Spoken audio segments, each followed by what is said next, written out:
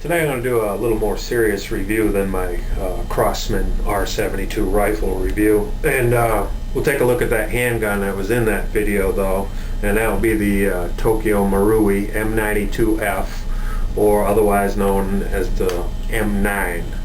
Now I'm not going to get into the box and all that, alright? It comes with the box. The box has a cleaning rod. It has the instructions, which are in all Japanese, and you have to kind of go by the pictures. The only thing worthwhile in the instructions were how to put the batteries in. That's about it. But other than that, it's pretty straightforward. There was a few nice targets in there, but they're a little small to probably actually hit with this gun. But anyways, let's get into the gun.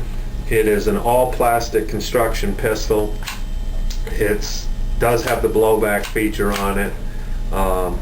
The overall build quality of it is pretty nice. You know, you kind of expect that from Tokyo Marui. It's clean, the plastic's not shiny, it's got a nice matte finish. I don't know if you can see it on my camera here, the resolution's pretty bad. There's a little bit of seam splittage in the bottom. Also on the magazine you can see where it came off the mold. There's just a little nub. But other than that, the plastic and construction's pretty clean.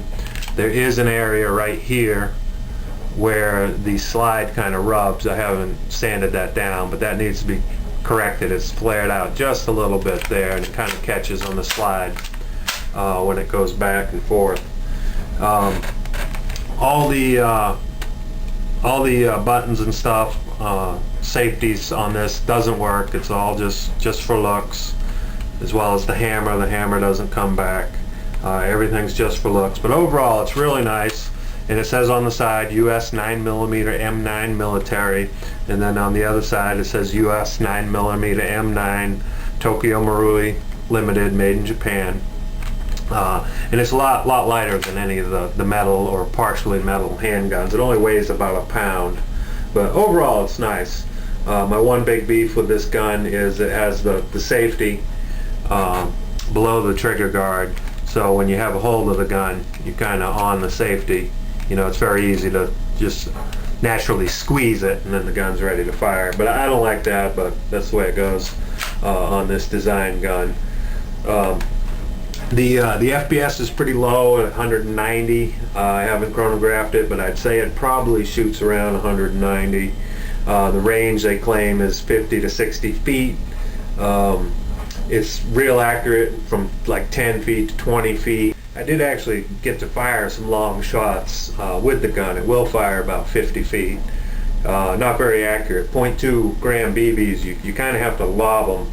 I tried a few shots from laying prone, and you have to really lob them up there with a 30-40 foot shot.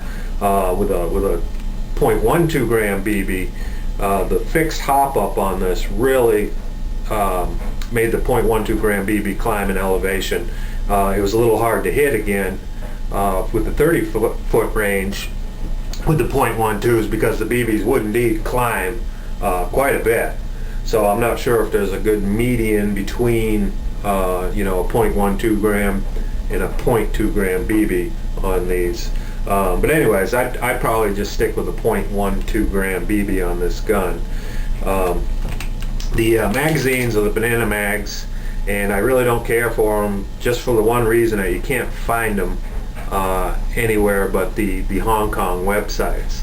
And unless you're ordering a bunch of stuff, it's kind of ridiculous to order a $5 magazine and get it shipped from Hong Kong. But even if you ordered 5 or more, it's still really not worth it. I don't like them. They're a little fragile. I believe this one holds 16 rounds, but they work. And I found with a King's Arm speed loader on this magazine that the pistol attachment didn't work. I've got the 180 round King's Arm. When I put the pistol attachment on, it was hard to load, but if you just held it and held your thumb behind it, you could load BBs pretty easily. But I can actually load this by hand fairly quickly since it's so small. But again, the magazines are alright, the springs are alright. I wouldn't want to have them in my vest pocket and go to the prone position and crack it. But anyways, they fit nice, and that's about that for the magazines. The battery compartment, you just pull back and it pops open. It holds 4 AAA batteries. I have some rechargeables out of my Cobra FRS radio in there. They're 300 mAh, and I believe with a full charge I was getting, I was probably getting maybe 200, 250 rounds out of them, which isn't too bad. You know, like I said, not a lot of range with the gun, but if you don't have one, it's a decent pistol for the money, for you know, for 40 bucks. The one thing I do really like about this gun is it's semi-automatic. Okay, it's kind of ridiculous. You have an Airsoft pistol, it's fully automatic and it only holds 15 or 16 rounds. To me, it's just stupid. And this one's cool because it's only semi. It doesn't jam. You can pull the trigger as quick as you can, and it'll spit the rounds right out. And of course, has the you know, the nifty blowback action. It does say right in it did include a slip with it from eHobby Asia saying don't fire it without a BB, you will burn the gears up. So I take it as pretty much a plastic gearbox. But again, overall, for a cheap pistol, it's fun to have around. I like to use it here because I can step out in the hallway and I can crank off a few rounds, and I don't have to worry about putting a hole in the sheetrock or anything with this thing.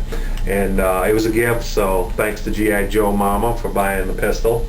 I have had a lot of fun with it, and I've fired a lot of rounds. I probably already fired close to 1,000 rounds through this pistol. I just can't stop shooting it. It's quite fun, and it's quite nice. And you know, 35, 40 bucks, you can't beat it. And let me take it outside now, and we'll do a little shooting test with it.